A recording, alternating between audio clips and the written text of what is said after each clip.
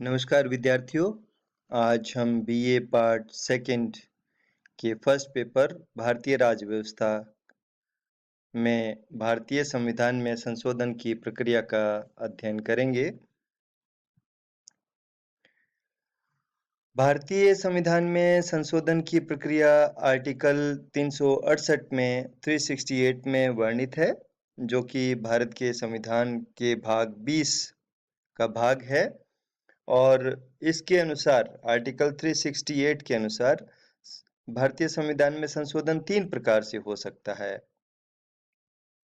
एक, संसद द्वारा सामान्य कानून निर्माण की प्रक्रिया के द्वारा। 2, संसद के विशिष्ट बहुमत द्वारा। और तीसरा, संसद के विशिष्ट बहुमत और राज्यों के विधानमंडलों के अनुमोदन से। अब भारतीय संसद के दोनों सदन अलग अलग साधारण बहुमत से प्रस्ताव पारित कर राष्ट्रपति के पास स्वीकृति के लिए भेजते हैं, और राष्ट्रपति की स्वीकृति मिलने पर संविधान में संशोधन हो जाता है। ये संसद द्वारा सामान्य कानून निर्माण की प्रक्रिया है, और इसके तहत राज्य की एक क्षेत्र सीमा नाम परिवर्तन हो सकता है। राज्य विधानमंडल के द्वितीय सदन का गठन और समाप्ति की जा सकती है। नागरिकता संबंधी कानूनों में परिवर्तन किया जा सकता है। अनुसूचित जाति जनजाति से संबंधित व्यवस्थाओं, संसदीय विशेषाधिकारों, संसदीय गणपूर्ति, संसद द्वारा कानून निर्माण के लिए अपनाई गई प्रक्रिया और द्वितीय अनुसूची की कुछ व्यवस्थाओं में इस प्रक्रिया के द्वारा परिवर्तन संविधान में किया जा सकता है। अब बात करते हैं संसद के विशिष्ट बहुमत द्वारा संशोधन की प्रक्रिया का। तो ये इस प्रक्रिया में एक सामान्य विधान निर्माण की प्रक्रिया से ये थोड़ा अलग है। संविधान संशोधन का प्रस्ताव संसद के किसी भी सदन में प्रस्तावित किया जा सकता है, यदि संसद का वो सदन कुल सदस्य संख्या के बहुमत तथा उपस्थित तथा मतदान में भाग लेने वाले सदस्यों के 2/3 बहुमत से उस विधेयक को पारित कर दे, तो वो दूसरे सदन में भेज दिया जाता है, और सदन में भी इसी प्रकार पारित होने के बाद वो राष्ट्रपति की अनुमति से संविधान का भाग बन जाता है। इस प्रकार से संसद के विशिष्ट बहुमत की प्रक्रिया के द्वारा मूल अधिकार, नीति निर्देशक तत्व, संविधान की अन्य सारी व्यवस्थाएं जो प्रथम और तृतीय श्रेणी में नहीं आती, उन सब का परिवर्तन विशिष्ट बहुमत की संविधान की संशोधन प्रक्रिया के द्वारा किया जा सकता है। अब हम बात करते हैं संसद के विशिष्ट बहुमत के साथ साथ राज्य विधानमंडलों के अनुमोदन के माध्यम से संविधान में संशोधन की प्रक्रिया का। इसमें क्या होता है, संसद के विशिष्ट बहुमत अर्थात संसद के सदस्यों दोनों सदनों के अलग अलग अपने कुल बहुमत तथा उपस्थित और मतदान में भाग लेने वाले सदस्यों के 2/3 बहुमत से विधेयक पारित होना चाहिए, तथा विधेयक का राज्यों के कुल विधानमंडलों में कम से कम आधों के द्वारा स्वीकृति होना बहुत आवश्यक है। ये ध्यान रखिए, ये प्रश्न बार बार पूछा जाता है कि राज्य विधानमंडल जो हैं तो वो आधे से एक अधिक नहीं है। इसमें विधेयक जो हैं वो राज्यों के कुल विधानमंडलों में से कम आधों के द्वारा स्वीकृत होना जरूरी है। यदि आधे राज्यों के द्वारा उसकी स्वीकृति दे दी जाती है, तो इस प्रकार अति विशिष्ट प्रकार का जो संविधान संशोधन है वो उसकी प्रक्रिया अनुमोदित हो जाने से और वो विधायन का कार्य संभव हो सकता है। और इस प्रकार के संविधान के जो अनुच्छेद हैं वो कौन से अनुच्छेद हैं जिनमें इस प्रक्रिया के द्वारा संशोधन अपेक्षित है?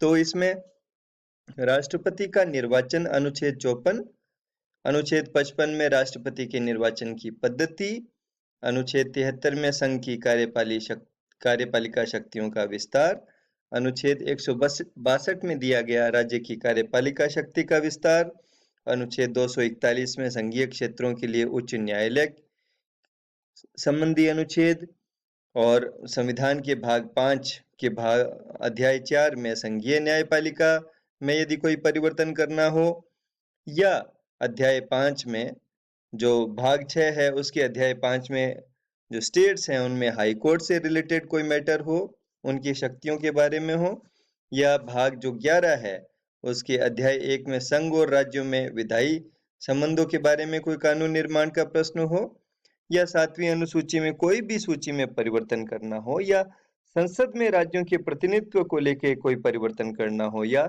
संविधान के संशोधन की प्रक्रिया से संबंधित जो उपबंध है अनुच्छेद 368 उसमें स्वयं में भी यदि कोई परिवर्तन करना हो, तो ये समस्त प्रकार के परिवर्तन जो है संविधान में वो संसद के विशिष्ट बहुमत और राज्य विधानमंडलों के अनुमोदन से संशोधित होने वाले उपबंध के तहत ही परिवर्तित किए जा सकते हैं। अब इन तीनों प्रकार की पद्धतियों को देखने के बाद एक बार मैं पुनः रिवाइज कर दूं। भारतीय संविधान में सामान्य विधान निर्माण की प्रक्रिया के माध्यम से, विशिष्ट बहुमत के माध्यम से और विशिष्ट और राज्यों के विधानमंडलों के अनुमोदन के माध्यम से, तो 3 प्रकार से हम संवैधानिक संशोधन कर सकते हैं। अब संविधान के संशोधन की पद्धति जो है उसकी क्या आलोचनाएं हैं, तो राज्य विधानमंडलों से पुष्टि के लिए इसमें समय की कोई सीमा निर्धारित नहीं की गई है। यदि राज्य विधानमंडलों को कोई संविधान संशोधन विधेयक भेज दिया और राज्य विधानमंडल उसको पारित नहीं करवाना चाहते हैं, तो वो अपने पास उस विधेयक को लेकर बैठे रह सकते हैं। उनके लिए कोई तय समय सीमा नहीं है। इस रूप में राज्य विधानमंडल जो हैं वो यहाँ शक्तिशाली हो जाते हैं और दोनों सदनों के द्वारा पारित होने के उपरांत भी राज्य विधानमंडलों से पारित नहीं होने के कारण वो विधेयक है वो गिर सकता है। तो संविधान में संशोधन यहाँ जाकर अटक जाता है, जबकि दोनों सदनों के जो जनप्रतिनिधि हैं वो राज्यों के प्रतिनिधि भी हैं एक तरीके से। अतः राज्यों को इस प्रकार से एक तरीके से पॉकेट वीटो देना ये संविधान में एक बड़ा लूप होल है। संशोधन विधेयक पे दोनों सदनों के में यदि कोई मतभेद हो जाए तो फिर उसको दूर करने की कोई व्यवस्था संविधान में नहीं दी गई है। संविधान में संशोधन के लिए राज्य विधानमंडलों के पास पहल की शक्ति नहीं है। यदि राज्य स्वयं विधान परिवर्तन चाहते हों, संविधान में परिवर्तन चाहते हों, तो राज्य इनिशिएटिव नहीं ले सकते हैं। ये सब संसद के द्वारा ही संभव है। तो राज्य यहाँ पर उन मुद्दों से संबंधित किसी भी कानून में परिवर्तन, संविधान में परिवर्तन की पहल नहीं कर सकते हैं जो उनसे संबंधित है। इसके लिए उनको संसद का ही सहारा लेना पड़ेगा और संविधान संशोधन विधेयकों पर जनमत संग्रह जैसी कोई भी व्यवस्था भारत के संविधान में वर्णित नहीं है। कोई रेफरेंडम जैसा नहीं है, कोई इनिशिएटिव नहीं है, कोई प्लेबिसाइट नहीं है या रेफरेंडम नहीं है जिसके माध्यम से किस प्रकार का संवैधानिक परिवर्तन कब किया जाए, ये इसके लिए भारत के संविधान में कोई प्रावधान हमें देखने को नहीं मिलता। तो ये है भारत के संविधान की महत्वपूर्ण संवैधानिक संशोधन प्रक्रियाएं और उसकी आलोचनाएं। बहुत बहुत